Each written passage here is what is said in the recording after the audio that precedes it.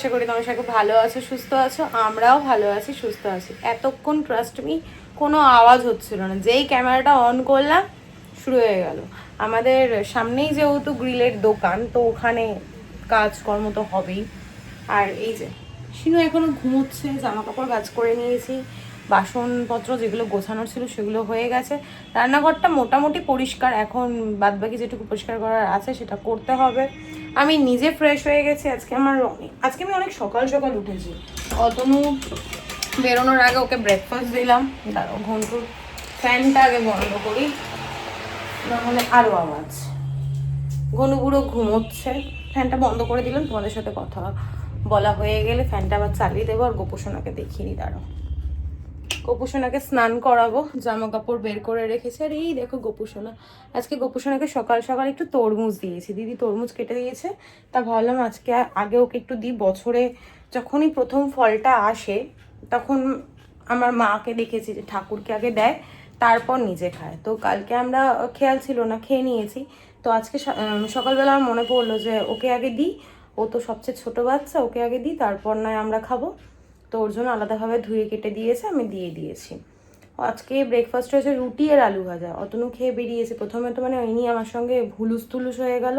মানে কি বলবো, খেতে চায় না, বাচ্চাদের মতো করে, একদম ছোট্ট বাচ্চাদেরকে যেমন খাও খাও মানে প্যাম্পার করে খাওয়াতে হয়, ওকেও ঠিক সেরকম। গরমকালেও একদম খেতে চায় না, কিন্তু খেতে তো হবে, তাই না বলো? এবার একটা রুটি আর আলু ভাজা কোনো রকমে বলে করে খাওয়ানো হলো। আর এত বদমাস, দিদিকে বলেছে কি 4টে রুটি করতে। যেহেতু মাকে 4টে রুটি পাঠাই, মা সকালে 2টো খায়, রাতে 2টো খায়, তো ওই জন্য 4টে রুটি করতে। মাকে আমি পরে ফোন করে বলে দেবো যে মা একটা রুটি কম আছে, অতনুকে খাইয়ে পাঠিয়েছি। এবার রুটিটা খেয়ে গেলে বা চুটুর পুটুর দোকানে যাই হোক কিছু একটা কিনে খাবে, পেটটা ভরা থাকবে। আর এমনিতে জল খাবে, গরমকালে তো জল খেয়েই অর্ধেক সময় আমাদের পেট ভার হয়ে যায়, আর কিছু খেতেই লাগে না। তো চলো, সবার আপডেট দিয়ে দিয়েছি, এবার বক বক না করে ব্লগটা শুরু করি। তোমরা দেখতে থাকো আর সঙ্গে থাকো। এখন থেকে আমি কিন্তু কন্টিনিউ ব্লগ দেবো। আর সত্যি কথা বলতে কি বলতে, না দিতে দিতে না একদম ভিউজটা পড়ে গেছে। তো কোনো ব্যাপার না, যারা আমাকে ভালোবাসে তারা নিশ্চয়ই দেখবে, তাই না?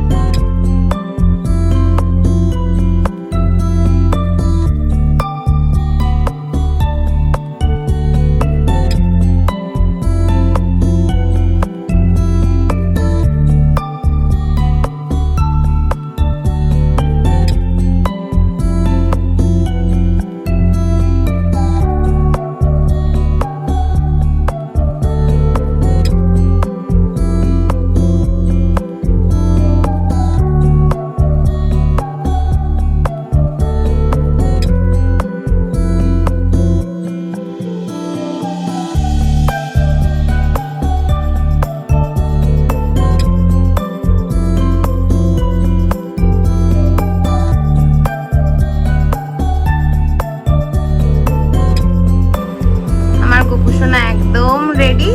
কেমন লাগছে গপুকে? আর যেহেতু গরম, তাই এখন কটনেরই জামা কাপড় পরাই। আর অনেকেই বলেছো, কমেন্ট করেছো, কেউ মেসেঞ্জারে মেসেজ করেছো, হোয়াটসঅ্যাপে মেসেজ করেছো আমার গোপুসোনার জামা কাপড় আমি কোথা থেকে কিনি। আমি গোপুসোনার জামা কাপড়, ছোট বাচ্চাদের জামা কাপড় কিনি 5 to 6 মান্থ, সেগুলোই গোপুসোনার হয়ে যায়। যে কোনো মলে, দোকানে, সব জায়গাতেই অ্যাভেলেবেল। আমি এই সবে সব কাজ বাজ কমপ্লিট করে ঘরে আসলাম সিন্টুকে তোলার জন্য।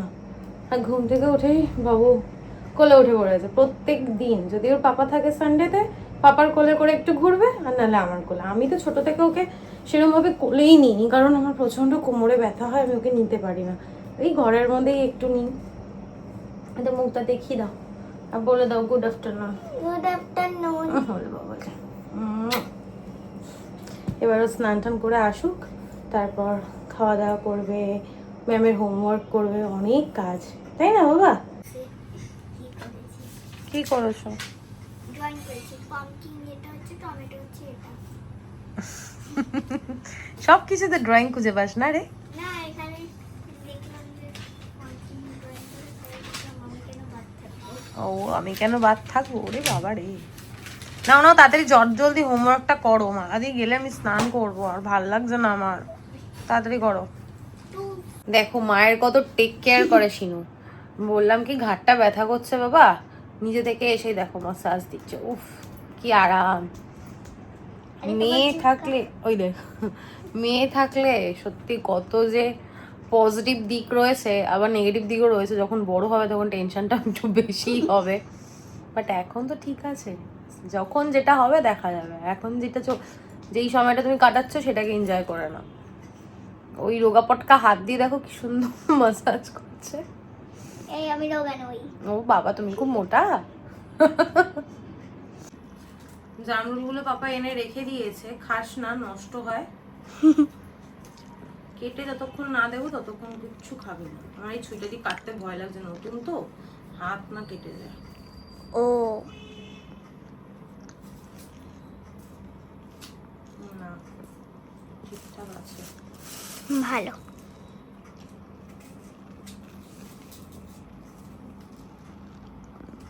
ধুয়েই খাওয়া হয়ে যায়, কাটা কাটি ঝামেলা।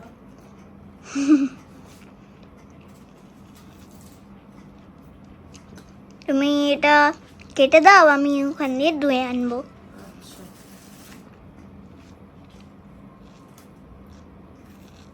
আমার এখনো স্নান হয়নি, কখন স্নান করব, শুয়ে বসে সময় কাটাচ্ছি। মালাদি কখন কাজ করে চলে গেছে, এই যাচ্ছি এই করছি, করতে করতে আর হয়ে উঠছে না। এবার ফাইনালি যাবো স্নানে, অতনু এখনো আসেনি।